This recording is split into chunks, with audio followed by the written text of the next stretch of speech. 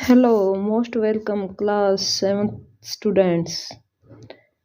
आज हम लेकर आए हैं आपके लिए बिल्कुल easy notes geography chapter 5 water से रिलेटेड बिल्कुल शॉर्ट नोट लेकर आए हैं। आपका जो 1 या 1.5 घंटे का चैप्टर है ओनली हम आपको 15 से 20 मिनट में रिकवर करवा देंगे मोस्ट इम्पोर्टेंट क्वेश्चन के साथ। आई होप आपको जो कंसेप्ट है लेसन 5 का वाटर का बिल्कुल समझ में आ जाएगा। तो चलिए स्टार्टिंग करते हैं। जो वाटर से रिलेटेड चैप्टर रहेगा आपका, let's go. Water is one of the most important substance on earth. all plants and animals must have water to survive. If there were no water, there would be no life on earth. Water that is safe for drink is called potable water. There are various sources from where we can collect water. To know more about water, its distribution, ocean circulation, tides, waves and ocean current. चलिए अब हम इसकी हिंदी करते हैं। What is one of the most important substance on earth, यानी अर्थ के लिए ऊपर जो वाटर है बहुत ही ज़रूरी है। एक ओनली ये नहीं मानते कि वाटर के बिना हमारा जो जीवन है वो संभव नहीं है। वाटर के लिए हमारे लिए बहुत ही इम्पोर्टेंट सब्सटेंस है। हर अर्थ पर जितने प्राणी हैं सबके लिए, जैसे प्लांट्स हैं या एनिमल्स हैं यानी पेड़ पौधे हैं या पशु हैं या मनुष्य है, यानी जीने के लिए सबको किसकी ज़रूरत होती है? वाटर की। If there were no water, अगर वाटर नहीं होता तो हमारी लाइफ भी अर्थ के ऊपर नहीं होती। Water that is safe for drinking is called portable water. जो पानी पीने योग्य होता है उसी को हम क्या बोलते हैं? पोर्टेबल वाटर बोलते हैं। अगर आपका क्वेश्चन आ जाए कि what is called portable water, तो आपका क्वेश्चन रहेगा water that is safe for drinking is called potable water. There are various sources from where we cannot collect water. तो क्या बताया? various sources from where we can collect water. ऐसे कौन से various sources हैं जिसमें हम collect water कर सकते हैं? तो to know more about water, तो अब चलिए वाटर के बारे में जानते हैं, डिस्ट्रीब्यूशन करते हैं। तो वाटर में ओशियन सर्कुलेशन है या टाइड्स है या वेव्स है या ओशियन करंट्स है। तो इनके बारे में इस चैप्टर में पूर्ण रूप से यानी कंप्लीटेड रूप से आपको समझाया जाएगा। तो आपको जो समझ में आ गया होगा कि वाटर की इम्पोर्टेंस हमारे लिए क्या है। तो चलिए स्टार्ट करते हैं ओवरव्यू के साथ। ओवरव्यू क्या दिया गया? Water cycle. वाटर साइकिल क्या होता है? The process by which water continually change its form and circulate between ocean, atmosphere and land is known as the water cycle. क्या बताया गया कि एक प्रोसेस है जिसके द्वारा जो वाटर है कंटिन्यू चेंज होता रहता है अपनी फॉर्म में, जो सर्कुलेटेड होती है किस किस के बीच में? ओशियंस के बीच में, एटमॉस्फेयर के बीच में और फिर लैंड के बीच में। इसी को हम क्या कहते हैं? Water cycle. वाटर साइकिल से रिलेटेड जो इमेज है वो दिखाई गई है, आप इसको जूम करके देख सकते हैं। तो नेक्स्ट आता है हमारा part, the major source of fresh water are the river, pond, spring and glacier. अगर आपसे क्वेश्चन पूछ लिया जाए कि major source what are the major source of fresh water, तो आपका आंसर क्या रहेगा? The river, pond, springs and glacier are the major source of fresh water. तो राइट ऑप्शन आपको पता चला, राइट आंसर। तो आपको याद रखना फ्रेश वाटर के कौन कौन से मेजर सोर्स हैं, जिसमें नदियाँ आती हैं, पॉन्ड्स आते हैं, स्प्रिंग्स और ग्लेशियर आते हैं। नेक्स्ट क्या दिया है? The ocean bodies and the seas contain salty water. Most of the salt is sodium chloride और the common table salt that we eat. क्या बताया गया है कि द ओशियन बॉडीज के साथ सी कंटेन सॉल्टी वाटर, की वो ओशियन बॉडीज में और जिस सी हैं हमारे उन सभी में क्या मिलता है? सॉल्टी वाटर मिलता है। Most of the salt is sodium chloride. तो याद रखना कौन सा वाटर सॉल्ट मिलता है? Sodium chloride. और कॉमन जो सॉल्ट जो हम खाने में यूज करते हैं उसको हम क्या बोलते हैं? Sodium chloride. तो नेक्स्ट देखते हैं हम डिस्ट्रीब्यूशन ऑफ वाटर बॉडीज, हमने किसका डिस्ट्रीब्यूशन किया है? वाटर बॉडीज का। 3/4 of the earth surface is covered by water, तो हमारी अर्थ का कितना हिस्सा पानी से कवर है? तो आपको याद रखना है 3/4 हिस्सा, यानी अर्थ का 75% पर क्या रहेगी? लैंड रहेगी। नेक्स्ट आता है हमारा, क्या बताया? Water is absolutely essential for survival. ये बात आपको पहले भी बताई है कि वाटर के बिना हमारी जीविका संभव नहीं है, हमारी लाइफ संभव नहीं है। Water alone can quench off our thirst when we are thirsty, only water ही एक ऐसी चीज है अकेली जिससे हमारी क्या बुझती है? प्यास बुझती है जब हम प्यासे होते हैं। तो आपको याद रखना है कि हमारी अर्थ के ऊपर 75% वाटर है और वाटर के बिना हमारी प्यास नहीं बुझती है और इसी से हम क्या रहते हैं? जीवित रहते हैं। नेक्स्ट क्या बताया है? ओशियन सर्कुलेशन, कि ओशियन सर्कुलेशन कैसे चलता है? The movement that occur in ocean can be broadly categories as wave, tides and currents, कि ओशियन सर्कुलेशन में जो मूवमेंट करती रहती हैं क्योंकि क्या क्या ओशियन में ब्रॉडली कैटेगरीज में इसको डिवाइड किया गया है, जिसको हम क्या क्या बोलते हैं? Waves, tides and currents. तो चलिए लेट्स गो, हम पढ़ते हैं किसके बारे में? वेव्स के बारे में। तो वेव्स क्या होती हैं? Waves, when the water on the surface of the ocean rise and fall alternately, they are called waves. तो when the water, जब water अर्थ सरफेस के ऊपर ओशियन राइज यानी कभी ऊपर जाता है कभी नीचे आता है, दे आर कॉल्ड वेव्स, उनको हम क्या बोलते हैं? वेव्स बोलते हैं। During a storm, the winds blowing at very high speed from huge waves, और ये कब आती हैं वेव्स? जब बहुत तेज तूफान चलता है या बहुत तेज हवाएं हाई स्पीड में बहती हैं, तब क्या आती हैं? जो हमारी बड़ी बड़ी वेव्स ओशियंस के अंदर आती हैं। These may cause tremors, destruction, an earthquake, a volcanic eruption of underwater landslide can shift large amount of ocean water. As a result, a huge tidal wave called a tsunami is formed. तो क्या बताया गया है इसमें कि जब भी हमारा जैसे कोई अर्थक्वेक है या वोल्केनिक इरप्शन होता है, अंडर वाटर लैंडस्लाइड होती है, तो ये कब? Shift large amount of ocean water, तब कब हो सकता है? तो इसका रिजल्ट क्या होता है? जो एक ह्यूज टाइड्स वेव बनती है, जिसको हम क्या कहते हैं? एक बड़ा रूप ले लेते हैं, यानी जो वेव्स हैं ये बड़ा रूप ले लेती हैं और इसको हमने क्या नाम दिया है? सुनामी, यानी सुनामी की फॉर्म में ये आ जाती है। कि देखिए हमारी वेव्स क्या होती हैं, ये तो आपको ऊपर पता चला, जब पानी एक ओशियन के अंदर एकदम ऊपर जाता है या नीचे आता है अल्टरनेटली, उसको हम क्या बोलते हैं? वेव्स। अगर तेज तूफान है या फिर कोई हाई स्पीड विंड चल रही है तो ये वेव्स आती हैं। लेकिन कई बार क्या होता है कि ज़्यादा डिस्ट्रक्शन होने की वजह से, यानी हमारी अर्थ के अंदर अर्थक्वेक हो गया या वोल्केनिक eruption हो गया, तो इससे क्या होता है? अंडर जो वाटर लैंडस्लाइड हो जाती है तो पानी की जो अमाउंट है वो बढ़ जाती है और इसका रिजल्ट क्या होता है कि जो हमारी वेव्स हैं वो क्या होती है? अपना बड़ा रूप ले लेती हैं, एक बड़ी फॉर्म में शामिल हो जाती हैं, उसको हम क्या नाम देते हैं?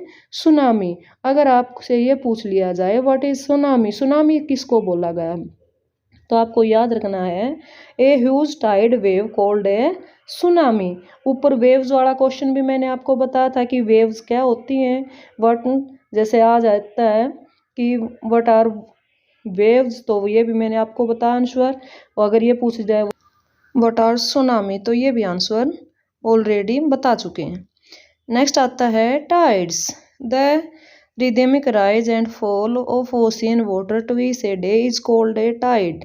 तो आपको याद रखना है कि जो हमारा ओशियन वाटर होता है वो दिन में 2 बार ऊपर जाता है और 2 बार नीचे आता है, उसको हम क्या बोलते हैं? टाइड्स। अपनी भाषा में अगर हिंदी में बोले तो इसको बोलते हैं ज्वार भाटा। It is high tide when water cover much of the shore by rising to its highest level. तो क्या बताइए? टाइड्स वाटर जो कवर करते हैं बहुत ज़्यादा मात्रा में और हाईएस्ट लेवल पर राइजिंग करती हैं। It is low tide when water fall to its lowest level, और जो वाटरफॉल्स होता है वो बिल्कुल लोवेस्ट लो लेवल पर and recedes from the shore, shore से बिल्कुल लोवेस्ट लेवल पर, और क्या कहने का मतलब कि एकदम हाईएस्ट लेवल के ऊपर जाता है और बिल्कुल लो लेवल पर क्या आ जाता है, नीचे आ जाता है, उसको हम क्या बोलते हैं, low tides. Next, the strong gravitational pull exerted by the sun and the moon on the earth's surface cause the tides। तो ये क्या बताया है इसमें, जब स्ट्रॉन्ग ग्रेविटेशनल होता है हमारे किस किस के एक्सटेड में, सन के एंड मून जो अर्थ सरफेस होती है उसके ऊपर, तब क्या होते हैं, टाइड्स बनती हैं। During the full moon and the new moon days, यानी जब हमारा फुल मून होता है और न्यू मून के डेज होते हैं तब क्या करते हैं, ये टाइड्स बनती हैं। The sun and the moon and the earth are in the same line and the tides are highest, these tide are called spring tides. देखिए इन्होंने क्या बताया है कि जब जिन दिनों में, यानी कौन से दिनों में, जब हमारा फुल मून होता है, न्यू मून होता है, और इस दिन क्या होती है, हमारा जो सन, मून और अर्थ तीनों सेम लाइन में होते हैं, उस टाइम पर जो हमारी टाइड्स होती हैं, हाईएस्ट टाइड्स होती हैं, इन टाइड्स को हमने क्या नाम दिया है, स्प्रिंग टाइड्स का नाम दिया है। अगर आपसे पूछ लिया जाए what are called spring tides, की स्प्रिंग टाइड्स किसको बोला गया है, तो आपको क्या याद रखना है, during the full moon and new moon days the sun, the moon and the earth are in the same line and the tides are highest, this tides are called spring tides. ये आपका answer जो रहेगा, right answer रहेगा। अब क्या बताया गया है next, but when the moon is in its first and last quarter, the ocean water get drawn in diagonally opposite direction by the gravitational pull of the sun and the moon, resulting in low tide. These tides are called nip tides। देखिए यहाँ पर क्या बताया गया है, but when the moon in it first, जब moon अपने first and last quarter में होता है, तब जो ओशियन की जो वेव्स हैं जो क्या चलती हैं अपनी अपोजिट डायरेक्शन में, किसकी वजह से, ग्रेविटेशनल पुल जो of the sun and the moon का जो रिजल्ट आता है, जिससे क्या बनती हैं, लो टाइड्स। इसको this tide are called neap tide, इन टाइड्स को हम क्या बोलते हैं, नीप टाइड्स। अगर क्वेश्चन आ जाता है आपका कि नीप टाइड्स क्या होती हैं या व्हाट आर नीप टाइड्स, तो आपको याद रखना है, क्या याद रखोगे, when the moon is in its first and get last quarter, the ocean water get drawn in diagonally opposite direction by the gravitational pull of the sun and the moon, resulting in low tides. These tides are called nip tides। very very important question रहेंगे spring Tide से और निप Tide से related. Next, ocean current. तो चलिए ocean current के बारे में बताते हैं। Ocean currents are streams of water flowing constantly on the ocean surface in definite direction. The ocean current may be warm or cold. The warm ocean current originates near the equator and move towards the pole. The cold current carry water from the polar or higher latitude to tropical or lower latitudes. तो क्या बताया गया, जो ocean currents हैं वो stream of water flowing, यानी जो water flowing की स्ट्रीम होती है कॉन्स्टेंटली ओशियन सरफेस के ऊपर, तो डेफिनेट डायरेक्शन में बहती हैं। जो ओशियन करंट है में वार्म और कोल्ड, यानी ये गर्म भी होती हैं और ठंडी भी। The warm ocean current originate, जो वार्म ओशियन जो करंट हैं वो कहाँ पर पैदा होती हैं, इक्वेटर के आसपास, यानी जो हमारी भूमध्य रेखा है उसके आसपास, और किसकी तरफ मूव करती हैं, हमारी पोल्स की तरफ। पोल्स क्या होते हैं, हमारे दो पोल्स हैं, नॉर्थ पोल और साउथ पोल, यानी उत्तरी ध्रुव और दक्षिणी ध्रुव की तरफ क्या करती हैं, मूव करती हैं। The cold current carry water from polar, जो कोल्ड करंट होती हैं वो कहाँ से पानी लेती हैं, कैरी करती हैं वाटर को पोलर से और हायर लैटिट्यूड टू ट्रॉपिकल में, और क्या बोलते हैं इसको, लोअर लैटिट्यूड्स में, यानी हायर लैटिट्यूड टू ट्रॉपिकल और जो लोअर लैटिट्यूड्स या हायर लैटिट्यूड्स टू ट्रॉपिकल। तो ये हमारी कौन सी वेव्स रहेंगी यानी कौन सी करंट रहेंगी? ओशियन करंट्स, जो हमारी कोल्ड करंट्स होती हैं। तो कोल्ड करंट्स का आपको पता चला कैसे आती हैं। अब आती हैं वार्म करंट्स। तो warm current bring about warm temperature over the land surface. The areas where the warm and cold current meet provide the best fishing ground in the world. Seas around Japan and the eastern coast of North America are such examples. The areas where warm and cold current meet experience foggy weather, making it difficult for navigation. तो क्या बताया गया है कि warm current क्या लेकर आती हैं? वार्म टेम्परेचर से बनती हैं जब हमारी और the land surface the areas where the warm and cold current meet, जब हमारे लैंड सरफेस का जो एरिया है जहाँ पर वार्म और कोल्ड करंट मिलती हैं यानी दोनों आपस में मिल जाती हैं, तो वहाँ पर क्या बनती है? बेस्ट फिशिंग होती है, यानी सबसे ज़्यादा मछली पालन यानी मछलियाँ वहाँ पर बनती हैं वर्ल्ड में। सीज अराउंड जापान, तो ये कहाँ पर होंगी? जापान में। और हमारी eastern coast to North America इसके सही एग्जाम्पल्स रहेंगे। These areas where warm and cold current meet experience foggy weather. और क्या बताया गया है? जिस एरिया में वार्म और कोल्ड करंट आपस में मीट होती हैं यानी इनकी मीटिंग होती है या मिल जाती हैं, तो वहाँ पर कौन सा वेदर बनता है?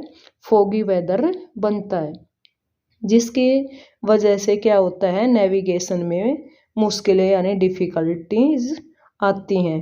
तो नेविगेशन क्या होती है? नौका यानी जो हमारे पानी वाले शिप हैं, तो उनको सबसे ज़्यादा दिक्कत फोगी वेदर में आती है जब वार्म और कोल्ड करंट आपस में मिल जाती हैं।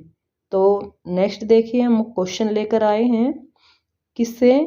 जो हमारे ओशियन करंट से रिलेटेड यानी जितने भी हमने पढ़े हैं, जो रीड किया हमने, स्टडी किया है वाटर के बारे में, तो उनसे रिलेटेड कुछ मोस्ट इम्पोर्टेंट क्वेश्चन है जो आपसे कभी कभार पूछ लिए जाते हैं। तो देखिए, what are ocean currents? Ocean current are the continuous predictable directional movement of the seawater derive by gravity wind and water density. ये हमारी क्या होती हैं? ओशियन करंट होती हैं। वैसे ओशियन करंट से रिलेटेड क्वेश्चन आपको जो पूरा टेक्स्ट में बताया गया है, जो नोट्स के अंदर बताया गया है, उससे भी आप क्या कर सकते हैं? आसान तरीके से लर्न कर सकते हैं। तो चलिए नेक्स्ट क्वेश्चन देखते हैं हमारा क्या रहता है। What are the different types of water bodies? Different type of water bodies very very important question रहेगा आपका। तो चलिए आंसर की स्टार्टिंग करते हैं। The different type of water bodies are ocean, lake, sewer, seas, river, stream and glacier. तो बिल्कुल याद रखना आपको, अलग अलग वाटर बॉडीज होती हैं हमारी। ओशियन भी कह सकते हैं, लेक भी, सीज भी, रिवर्स भी, स्ट्रीम्स भी और ग्लेशियर, ये हमारी क्या रहेंगी? वाटर बॉडीज रहेंगी। वेरी वेरी इंपॉर्टेंट क्वेश्चन रहेगा। नेक्स्ट क्वेश्चन आता है हमारा, how are tides useful? Tides हमारे लिए यूजफुल क्यों हैं? हेल्प इन नेविगेशन, तो आपको याद रखना है नेविगेशन में हमारी सहायता करती हैं। Change land form, formation of new land form, change land form यानी लैंड फॉर्म का रूप बदलने के लिए, और फॉर्मेशन ऑफ न्यू लैंड यानी नई जो भूमि है, नई न्यू लैंड फॉर्म को बनाने में क्या करती हैं? टाइड्स हमारी मदद करती हैं। नेक्स्ट आता है जनरेट एनर्जी, और इससे हम क्या कर सकते हैं? एनर्जी या इलेक्ट्रिसिटी भी क्या करते हैं? जनरेट कर सकते हैं। तो आपके लिए छोटे बच्चे हैं तो 3 इम्पोर्टेंट पार्ट बताए हैं कि हम टाइड्स का यूज़ कैसे कर सकते हैं। वैसे इंटरनल क्वेश्चन आपको साथ साथ में नोट्स के अंदर करा दिए गए थे। आई होप आप बिल्कुल समझ में गए होंगे, वो आपको समझ में आ गया होगा। तो चलिए बाय आप सभी को। अगर आपको जाते जाते प्लीज़ वीडियो पसंद आती है तो लाइक कर दें, शेयर कर दें, ताकि आपके दोस्तों को भी इसकी मदद मिल सके। और कमेंट ज़रूर करें कि आपको वीडियो कैसी लगी। अगर पसंद आती है तो प्लीज़ एक बार चैनल को सब्सक्राइब कर दें, ताकि जो नेक्स्ट चैप्टर की वीडियोज़ है वो आपके लिए हम जल्दी से ला सकें। और अगर आपको किसी भी चैप्टर के नोट्स चाहिए या कोई भी चाहिए तो आप कमेंट ज़रूर करके बता सकते हैं। चलिए बाय बाय, टाटा, मिलते हैं आपको नेक्स्ट वीडियो में। Thanks lot.